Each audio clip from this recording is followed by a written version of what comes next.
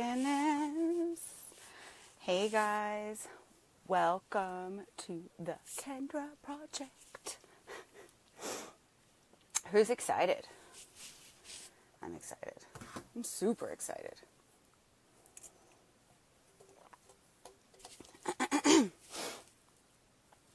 I'm so excited because tonight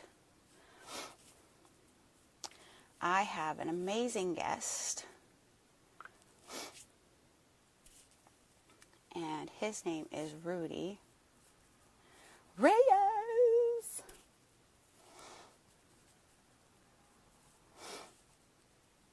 And he'll be joining me shortly.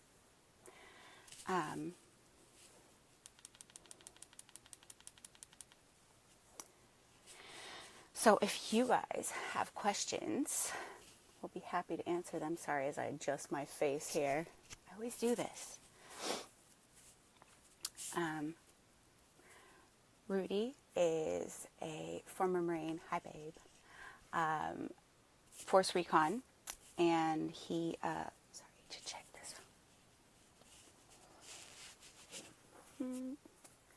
Just trying to share around here. And, okay. We are giving Rudy 3 minutes. He is almost ready.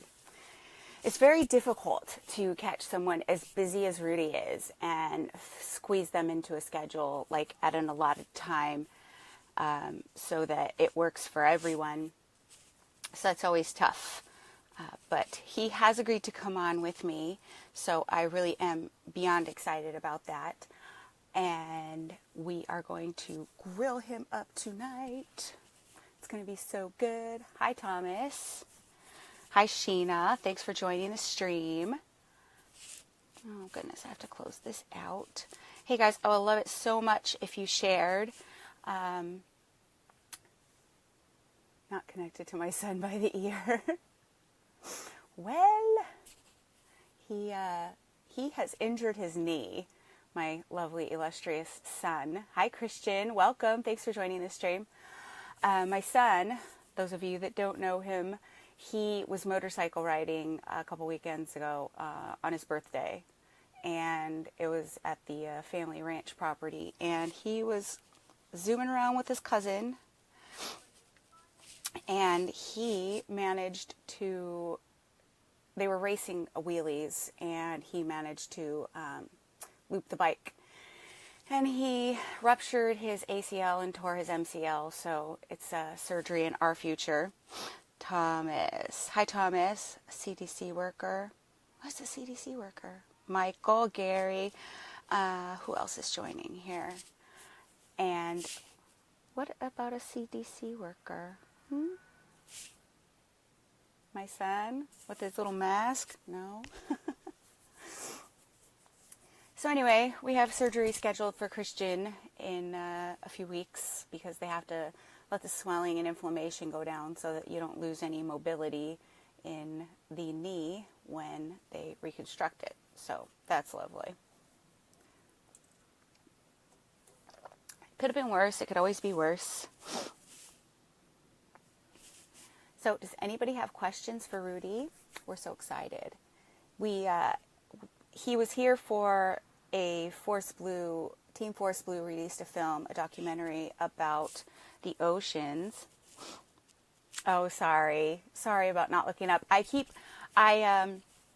use my iPad for keeping track of comments and whatnot because it's too hard to track on my phone because I'm using my phone to film, obviously, but I can't track all the comments and everything, so I keep my iPad open. So that's why I'm looking down. I'm not paying attention. I apologize for that. It looks terrible, but it serves a purpose. There is a function here.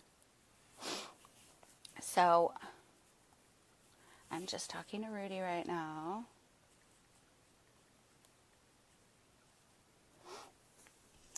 And invite him.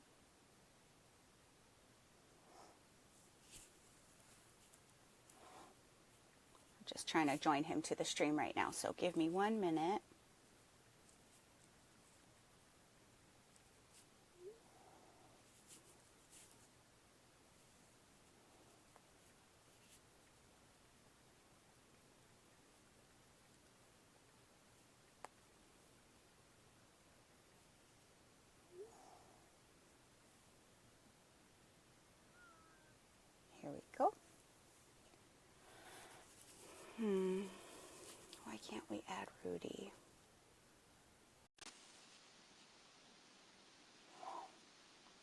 this one more time.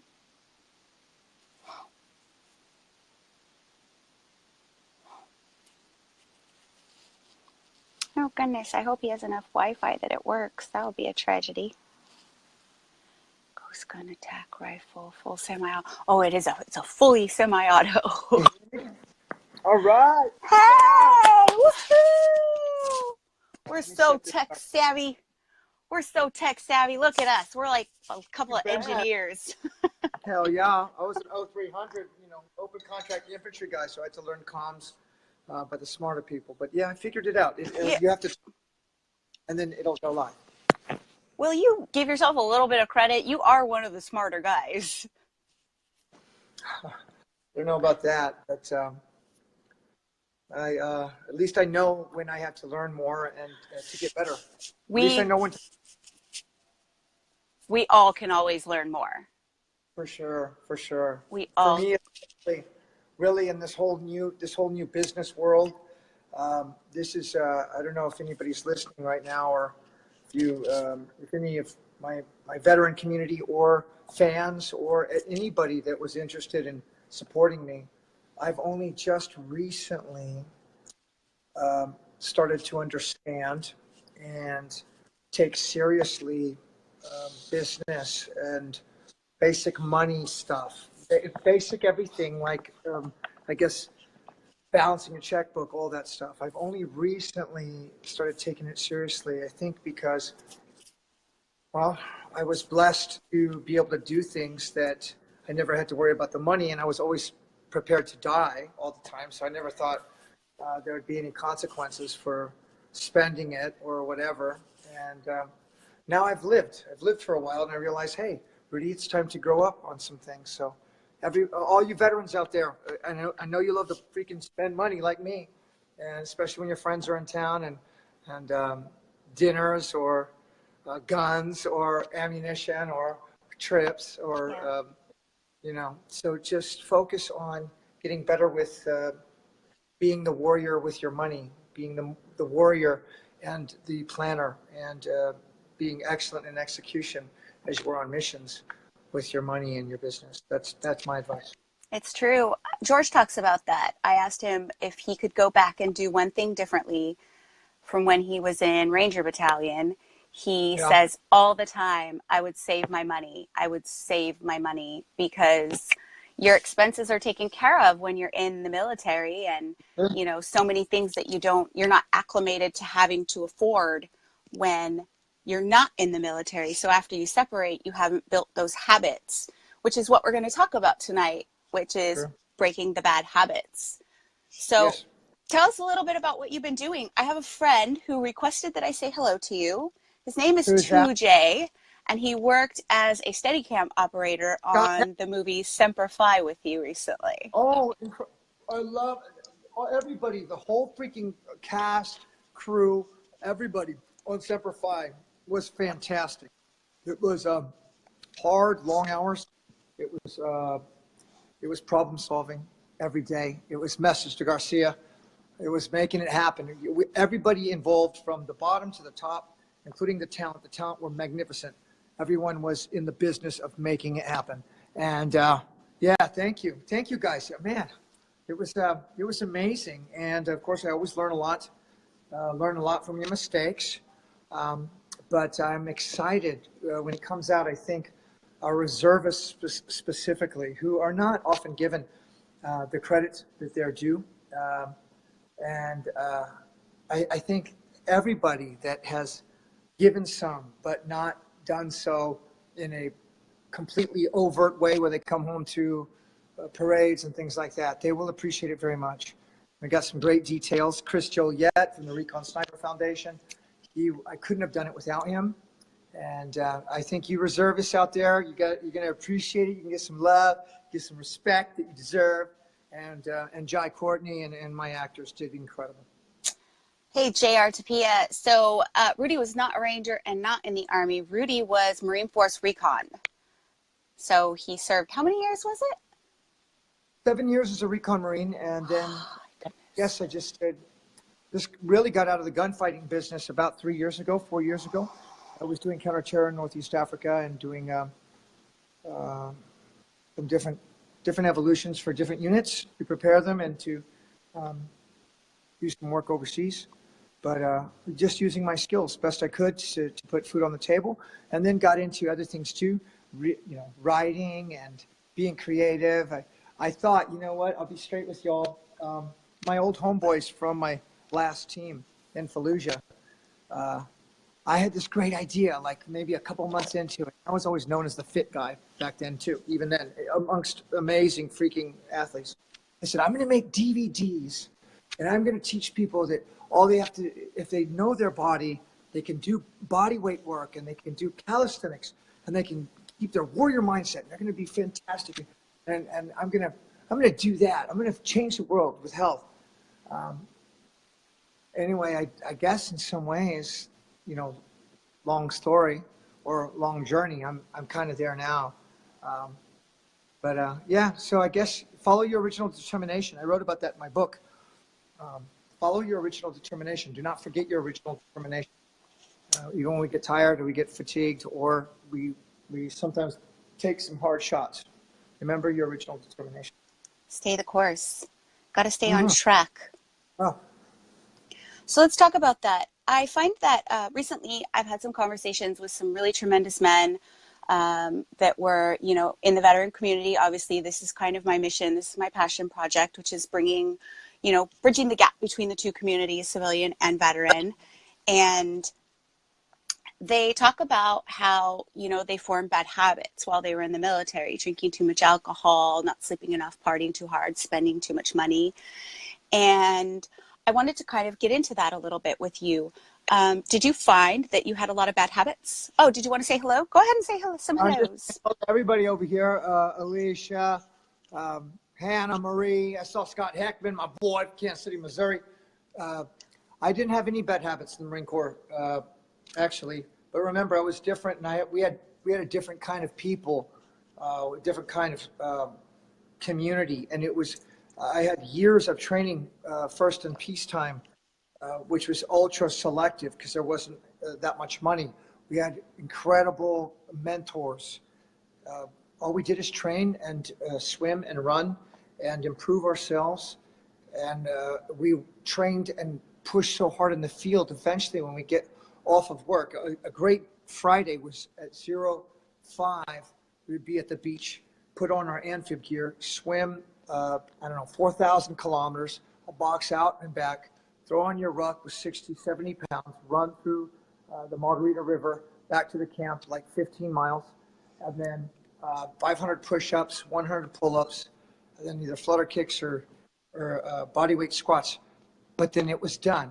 And it took about freaking 4 hours or whatever to get the shit kicked out of you. But still, everybody was done, and we were off of work, and it was freaking awesome. So I developed bad habits after I got out, not when I was in. I had a wife. She held the fort down. I made my extra money, jump, dive, demolition pay, danger pay, and she took care of the house. In some ways, that was my struggle, and that was my bad habit.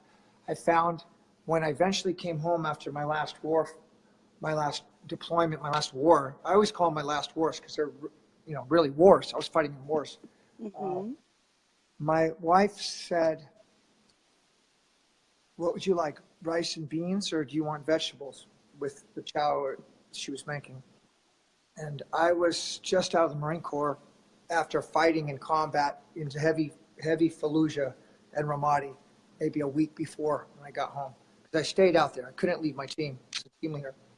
Got to my living room. I was messing with my gear, my kids. I was into my own thing, like I always am.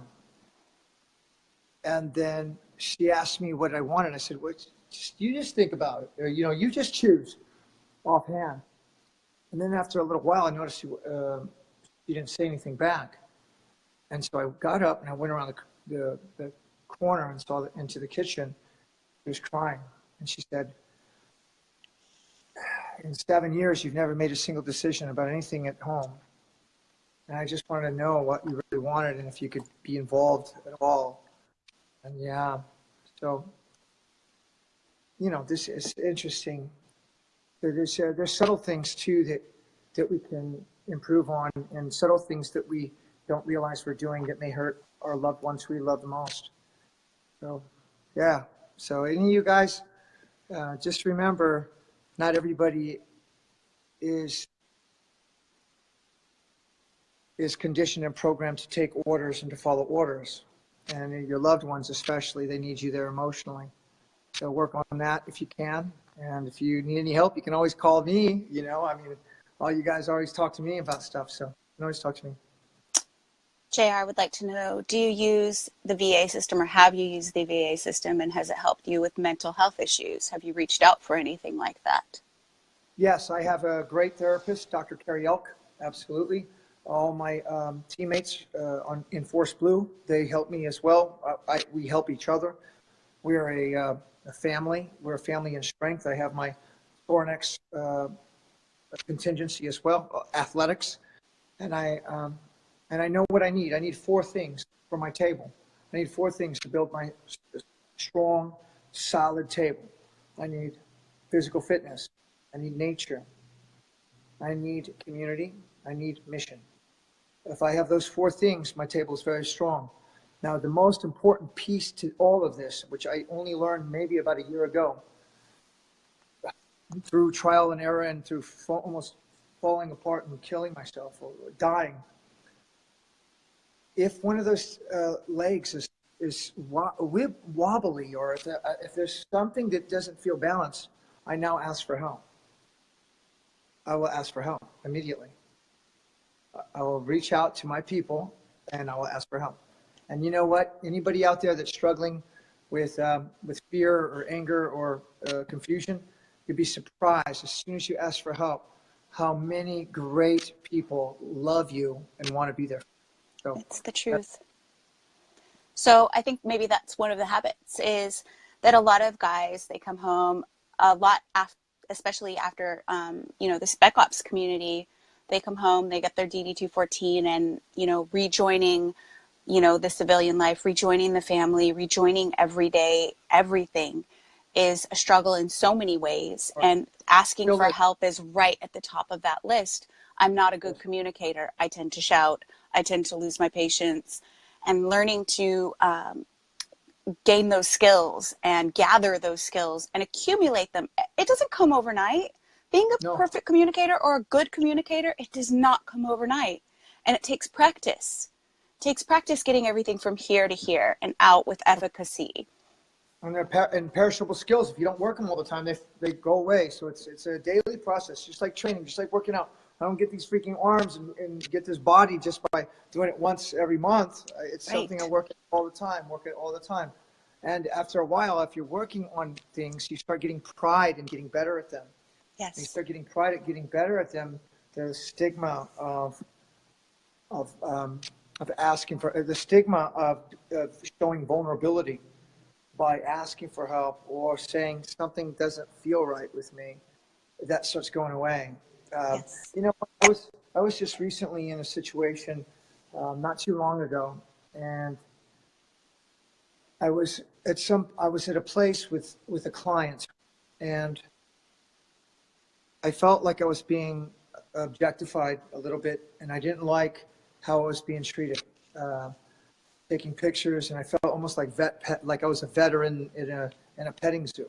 I call it vet petting, and I didn't like how it felt. So I just said it immediately. I don't like how this feels. I want this to stop. I don't want to do this at all, and I don't have to. And then the old Rudy would have never been able to do that. He would have just taken it and just did everything he could to make whatever transition and whatever kind of segue into finishing the night or finishing the day. But eventually I would explode and I'd freaking maybe kill somebody. So now I don't have that anger anymore because I addressed it immediately and without anger. Letting that temper take over when you don't have the skills to cope and get out what it is that's bothering you, like at the core of it. Get down to the root, get to what's bothering you, and line item out what it is, address it, and sort through those things. I think what a lot of guys don't realize, and this is particular to men, it's how you're conditioned. It's biological. It's biological. It's biological. It's how you're programmed on the genetic level. But it's like a math problem or any other problem. You can sort through it one line at a time, and you can get through it. You can do it. It just, someone has to give you the tools in your toolbox to help, but you have to ask. They have to know that you need that. They have to know that you're lacking the tools and that you want them. And you can, all of us are here to help give it. I'm very apt at helping at these things, and I'm happy to do it. There was a question here. You can answer this if you want. I would love for you to have, this interaction. I got Angelone on there, my sniper brother from freaking Recon Sniper. Oh my goodness. Foundation. We were in Afghanistan and Pakistan together back in '01. I love my people. God, I love them. That's something else. It's hard I think it's hard for me at least to know how to solve some of these bigger problems that I was having alone, and even by systematically looking at them, because emotionally it's very tumultuous sometimes, especially as warriors that have learned to compartmentalize their emotions.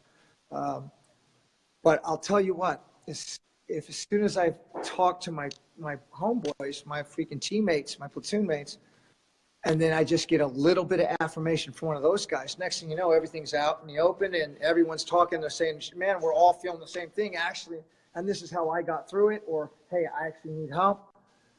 I cannot stress enough to my men and women out there that are struggling or maybe confused sometimes through this very I don't know, kind of like misty and foggy process called transition. Yeah. Talk to your best friends. Talk to your best people in the unit. Stay in touch with them. Use Facebook. Use Instagram. Keep the dialogue going. Stay in touch. That is saving lives. That's saving lives. It's going to save so many more. So that's what I've noticed. Yeah, and that's so important, the point that Rudy just made, everybody that's watching. It's so important to keep the dialogue going, because the minute you cut yourself off and engage in solitude and engage in isolation, that can be really the beginning of the end for you. Because if you're feeling like you're dragging the team down or holding the team back by bringing your problems to the table, it's a fool's errand. It's a false narrative, because your friends want to love you, your family, the people that are around you, your community. There are people that want to love you and want to help you. And you may not have as many people as you think you do, but it's amazing the help that you get when you send up a flare. Just send up a flare. I would say that most people have more people than they knew. Yes, absolutely. They ask. Now, this is what's interesting, though. I will see, or I'll express this. I mean, remember, this is just what I've experienced or whatever. And it's just, whatever I've gone through from my observations. I was just talking with a therapist a couple days ago, maybe 4 or 5 days ago. And the idea that someone that is in crisis will be able to step out and rationally think that, hey, this narrative is false.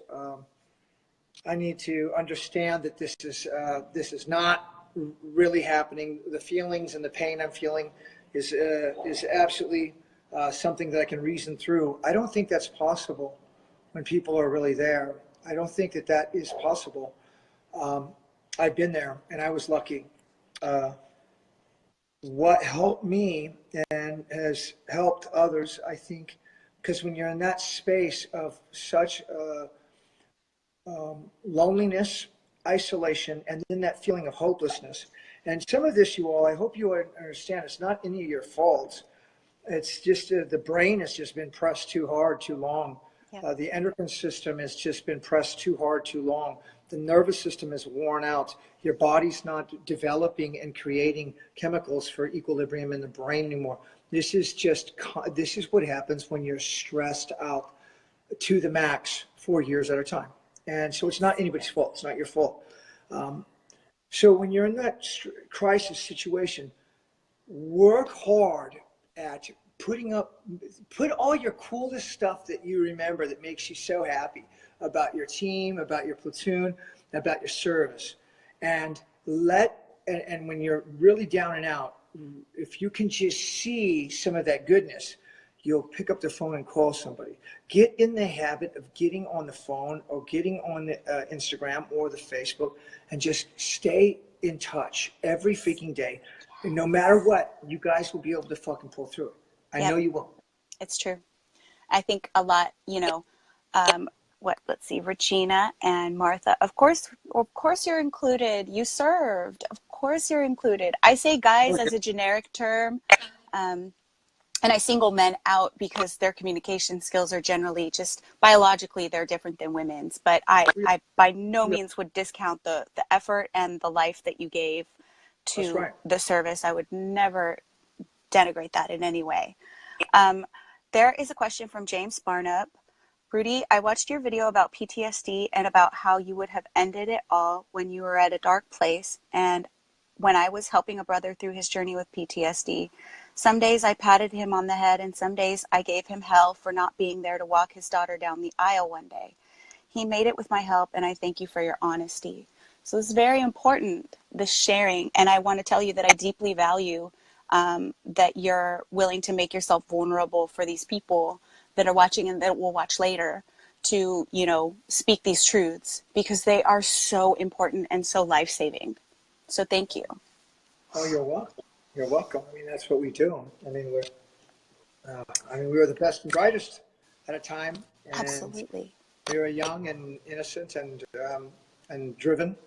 And I don't want that to be my past. I want it to be the rest of my life. I want it to be just as vital and just as relevant now as I was then. And so, of course, then I have to model the very best behavior that is bringing people into the light, bringing people together, and healing families, healing communities. That's what I was made for. I think I'm kind of maybe an alien and an angel or something. They made me. And they put me down here to do this work. I mean, I feel completely compelled, and I've never had a doubt in my mind that I was not here on the earth to do something great for the people and for this planet. I've always known that since I was born. I think it's in your genetic makeup that you serve others. You have this tendency to just lean in to helping, this tendency to lean in to contributing, this tendency to lean in to giving back and loving on other people. And it shows. You can't even hide your soul, Rudy. You can't even hide it. Well, that's the way I was made. And but I'm blessed that I get to still be able to be a force. And I was scared for a while. I was lost. I was very, very scared. I felt very useless for a long time. I was it's confusing, you all. It's the most simple and direct way to explain it is it's very confusing out here when you get out and you're used to getting taskers from higher and then getting your freaking plan together and executing with all you got with your teammates. And everyone's trained to such a high standard and everyone has an SOP. Well, out here, there's no SOP at all. And if you try to be that if you try to make an SOP individually for everything, you end up running your family into the ground, running your coworkers into the ground. Nobody likes you. You're that guy that guy or that woman that everybody is kind of scared to freaking work with or whatever. So it's interesting. It's confusing. When you come out here, keep the great stuff. Keep your team together as best you can, whether it's just social media or who's ever around you that you served with or what have you, or other veterans. Keep the team, keep the spirit, keep the positive mental attitude, but then work on listening to other people and understanding that they may not want to locate, close with, and destroy the. Oh, you froze. Did he freeze for you guys?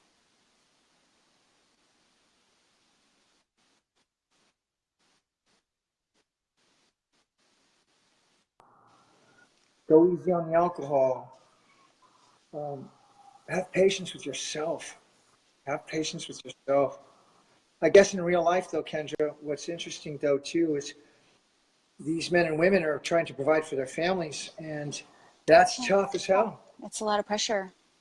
Yes, especially the combat arms guys. I mean, what do? We go into contracting or law enforcement, but still, it's not a direct job. I mean, there's still a massive process. Yep.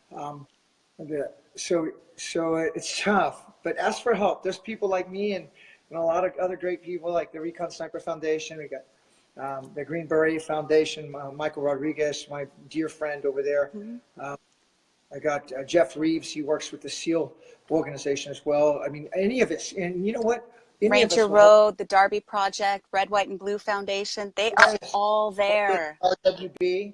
Any of us will help anybody if you need help. You just reach out to them. You just got to reach out. No one can do it for you. That's the hard part, is that no one can do it for you. You've got to put your hand up and reach. You've got to send up a flare.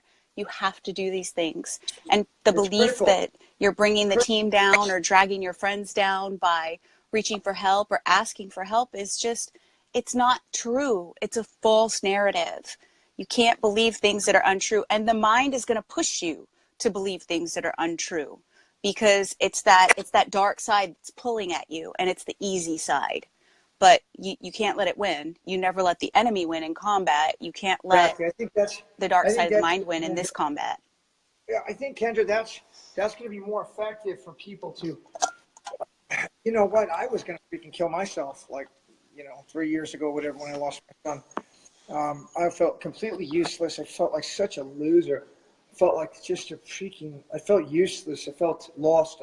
And also my heart was broken. My son, my baby son, who's the angel of my life, was taken away from me because actually I gave all the ammunition to make it happen. I was out of control, I guess. I mean, actually not so bad for a freaking killer, for a freaking warrior, fighter. Back here, I mean, I just had no sensibility and equilibrium. And of course, remember in those days when we were fighting hard in those early years, after we got out, there was no talk and no anything about what we were going through. None of us knew anything except to work harder. So I just became a workaholic. So I think it's indicative a lot of my generation, '01 to '06, and all the hard fighting. A lot of us struggle because there was ignorance. Somebody asked about the VA. I went to the VA when I was in 06. I got in a fight. I started fighting in the streets. I started becoming violent. I've never been violent in my life except for warfare and then in contests in the ring. But still, I didn't kill people in the ring. I was never violent in the streets. Started becoming violent. Fighting all the time, scared, all from fear-based, actually. I was scared. And so I went to the VA to ask for help then. I knew something was wrong. They talked me out of having a problem, of course, and they gave me some, like, medication or something. Oh, I lost you. Froze again. Did he freeze for you guys?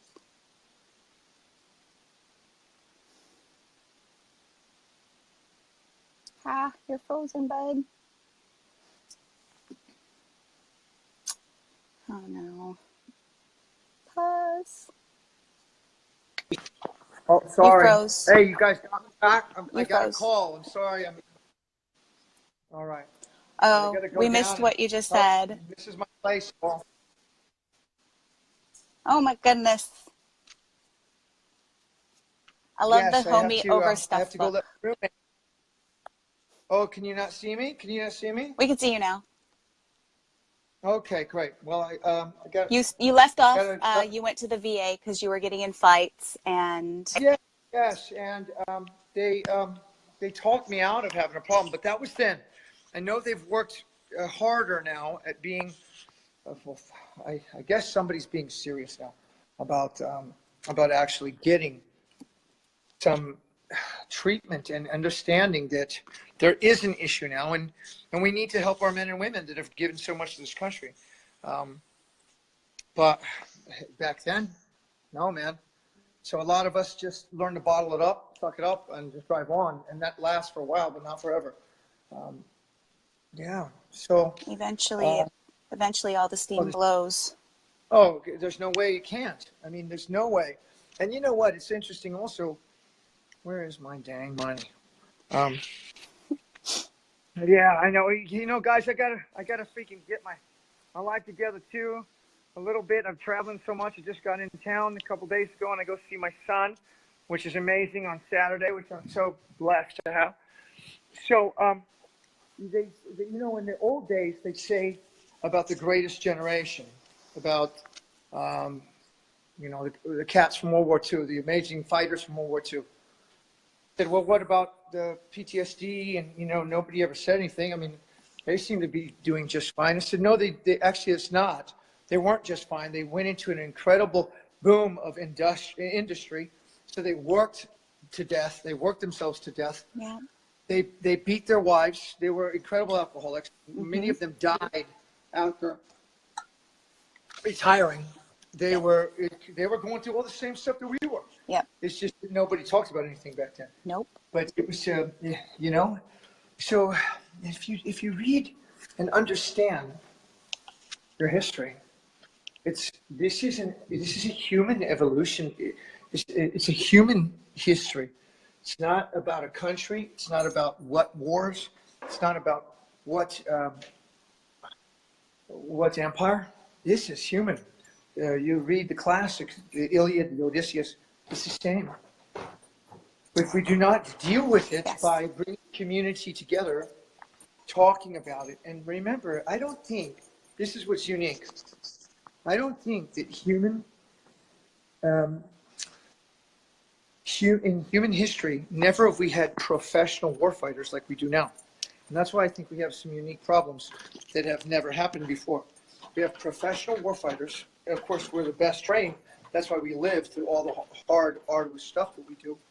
But professional warfighters, in the past, remember, you're a fighter, but then you come back eventually and freaking farm and, you know, raise some animals and play with your kids. Yeah. I learned to completely compartmentalize my life. And I would come home when I could. And it always felt like a honeymoon. I never thought it was a problem. My wife had a horrible time. It was so hard on her. I had no idea. I was completely callous to the whole situation. I had no idea. So, I don't know. It's interesting, you know. Makes you wonder, or makes you think. At least it makes me think. What are we, how to best prepare our people to be excellent to fight so that they live.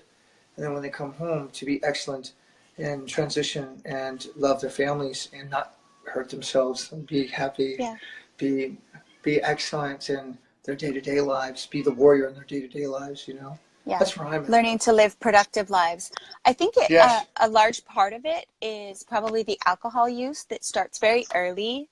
I wanted to talk about that a little bit with you. Did you see it a lot when you were in the Marine Corps? Early alcohol use by... I have to turn up the volume. Not hearing you very well. Oh, sorry. Kids that were underage using alcohol early, and then continuing their use of alcohol. And it's overuse of alcohol. I mean, so much consumption. And then they don't really know how to curb it or change it or shut it off. That association with having fun and drinking, you know, or using drugs or whatever, when they transition out of the military. So then they have this bad habit that is setting them up for failure in every other venue of their life. And it's a depressant.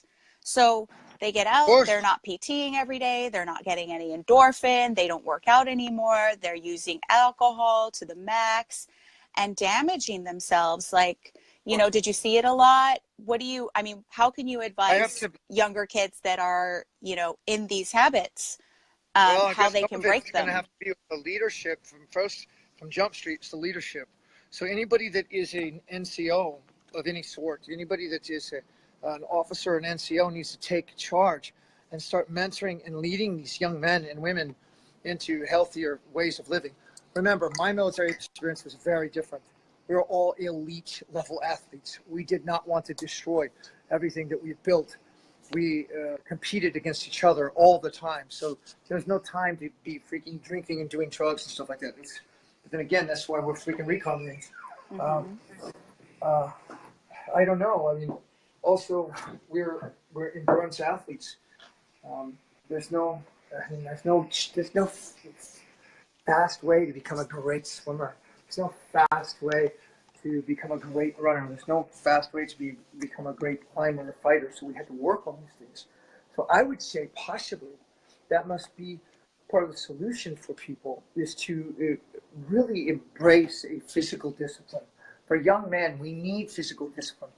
I would recommend physical discipline, absolutely, whether it's whatever it is, a physical discipline that you can push yourself and have support and camaraderie with. That's what I would say. Yeah, learning some kind of athletic discipline or athletic hobby, habit, or thing that you enjoy, and really becoming something at it and doing it and practicing it every day, because it's going to give you so many things that you need, in terms of endorphin, or, you know, just that physical application of your body and really using your body to help your mind, get to a better place, because most people don't realize how much of a depressant alcohol is, and it keeps every single thing. Oh darn, we lost him.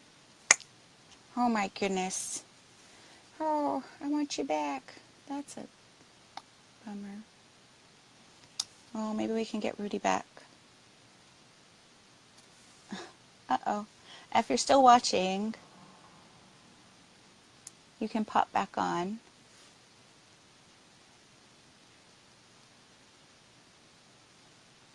All right, hang on. I'm going to try and get him back here, guys. I still have him for about 15 minutes, so I don't want to lose that time. Oh, boy. Rudy, we don't want to lose you. Everybody was so excited.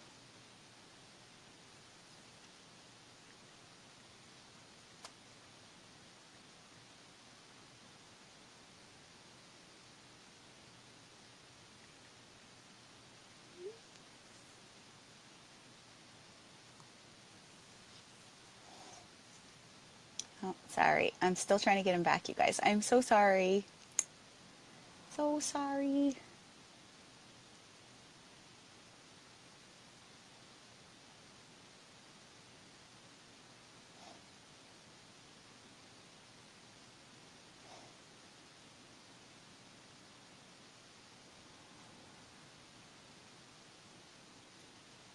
Uh-oh. Losing everybody. Oh, no. Oh, darn. I think we've lost him. Up until the 90s, you could drink beer on base if you were under 21. Is that true? Holy cow. That's disturbing. I had no idea that was true. All right, well, Scott, Tyler, Kat, Jeremy, Mark, Caesar, James, Michelle, Jonathan, Johnny, thank you guys for joining. Hi, Krish, Sheena, Richard, Matthew, Jamie, hi, Buck, Andrew, Regina, Ed. Thank you guys so much for watching. I know we lost him again, but actually, the stream cut, so we are in trouble. I don't know if we're going to get him back. I had him for a few more minutes tonight, but I don't know. His stream dropped, so. Oh, we had about 10 more minutes. Darn. Oh, well.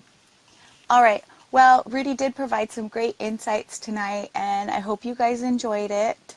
Thank you, everyone, for logging in and watching. Hopefully we'll have him back again soon. It's very difficult to get him kind of pinned down to 1 hour to sit through a show, and as you guys could see, he had to get up and walk and move, because it's very hard for him, number one, to sit still, and number two, his schedule is very busy lately. He's been doing some consulting on movies, acting. He is helping every cause that invites him, lots of training, and he's very involved with a lot of causes, so it is tough. You enjoyed what he said while we had him. I always enjoy what he says. He's such a joy to speak with, and he's a joy to be around whenever you're around him. So I appreciate all you guys for jumping on and watching for the few minutes that you did see, and I hope we'll see you again.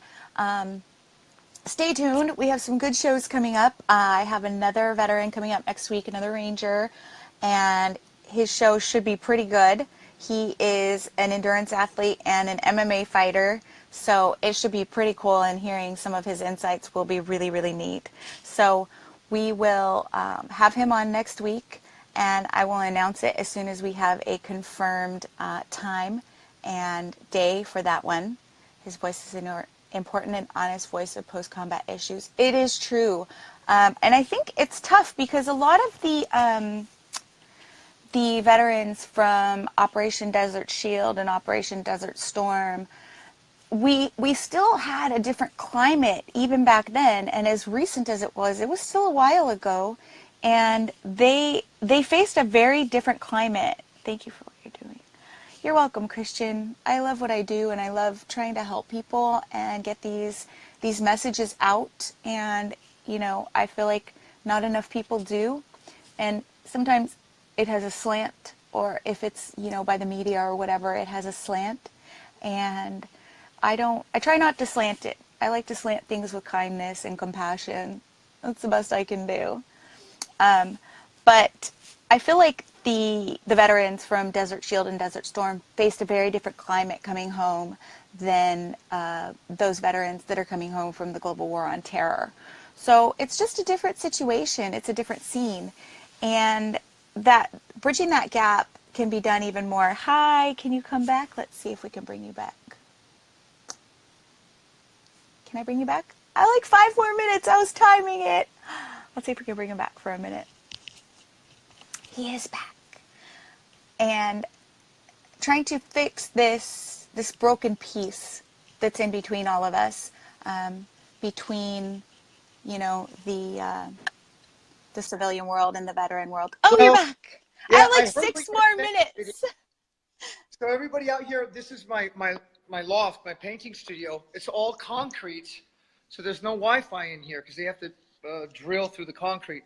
So we're working on that, I think, sometime next week, and it's been like 2 years. So my service is not so good. So sorry, everybody. It's okay. I want to come and paint in your studio. I love painting. Oh, it rocks. I mean, all you that live on the West Coast and the East Coast that have to spend so much money for rent.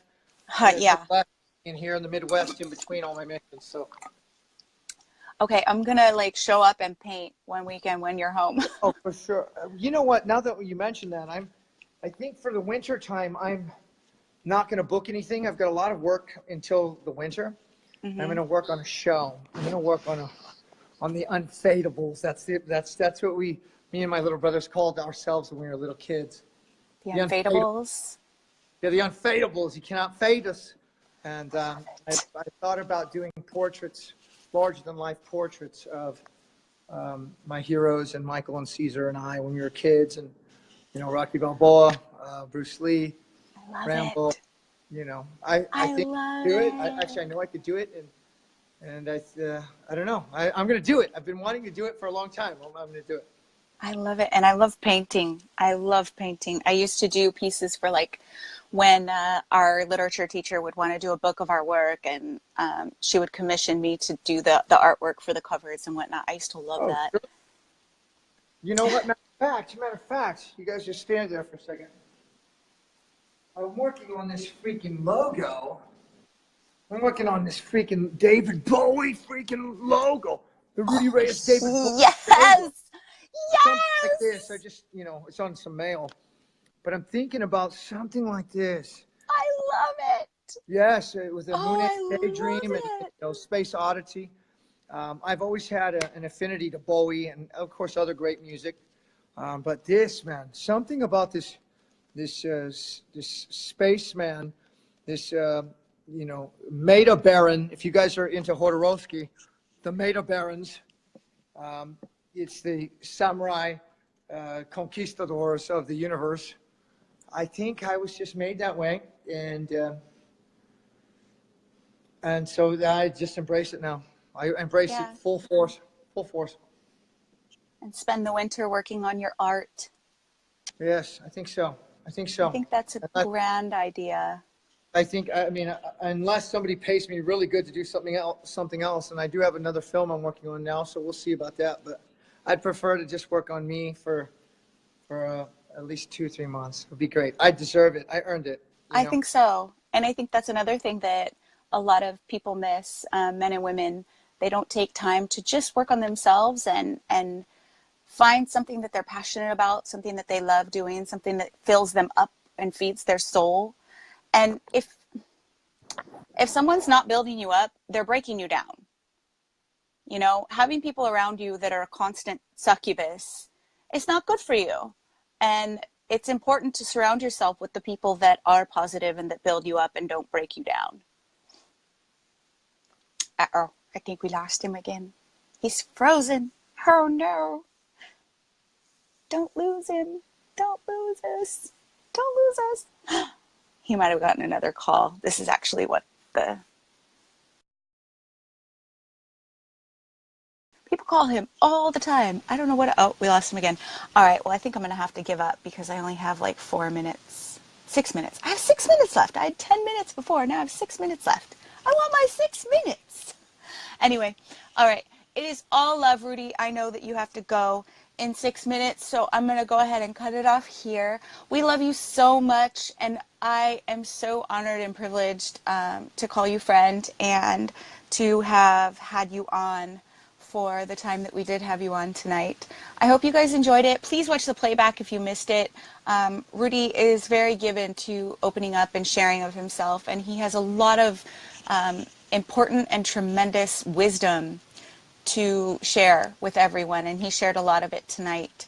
So if you get a chance, please do take the time and watch the playback because he points out a lot of important things. So if you guys have questions, feel free to inbox me. I'm great about getting back to people. If you have questions, let me know. And I am so pleased and I'm so honored. I love that you guys tuned in. Thank you, Christian. Thank you, James. Thank you, Belinda. Thank you, Dave. Thank you, Terry. Thank you, Krish. Thank you guys so much for hanging in there. I know we had some technical difficulties tonight, but it's tough and we work with what we can. And press on we shall, because that's the mission. All right. Thank you guys. I can't thank you enough. It's all love, and I don't even know how to express how appreciative I am for everyone that comes and tunes in and gives us a share and gives us a like and all of those things. I appreciate it because I love this part of my job and I love this part of my work, which is helping veterans get their stories told, whether it's here on my show, whether it's through books or blogs. I love that part of my job. So please keep supporting us, and it's all love. Thank you guys. Good night.